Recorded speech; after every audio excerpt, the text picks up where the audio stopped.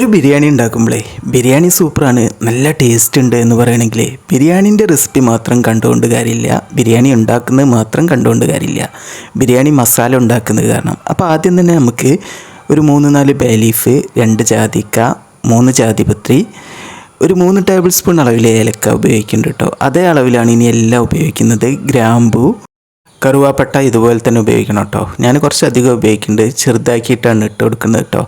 അതുപോലെ തന്നെ കോലിഞ്ച് ഉപയോഗിക്കുന്നുണ്ട്, പെരിഞ്ചീരകം ഉപയോഗിക്കുന്നുണ്ട്. കോലിഞ്ച് ഒരു ചെറിയ കഷ്ണമാണ് ഉപയോഗിക്കുന്നത്. കോലിഞ്ച് ഇല്ലെങ്കിൽ അത് ചേർത്ത് കൊടുക്കണ്ട, അത് അങ്ങാടിക്കടയിൽ നിന്നൊക്കെ വാങ്ങിക്കാനായിട്ട് കിട്ടും. സാജീരകവും അതേ അളവിൽ തന്നെ ചേർത്ത് കൊടുക്കുക. അപ്പോൾ ഇത്രയും ഇൻഗ്രീഡിയൻസുകളാണ് കേട്ടോ.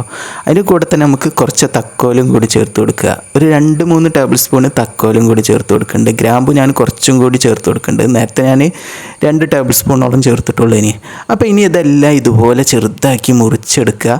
എന്നിട്ട് ഒരു മീഡിയം ഫ്ലെയിമിൽ നമുക്ക് പാന് ചൂടാക്കി കൊടുക്കുക. അതിലോട്ട് നമുക്ക് ഇതിട്ടിട്ട് ഇതുപോലെ വറുത്തെടുക്കുക.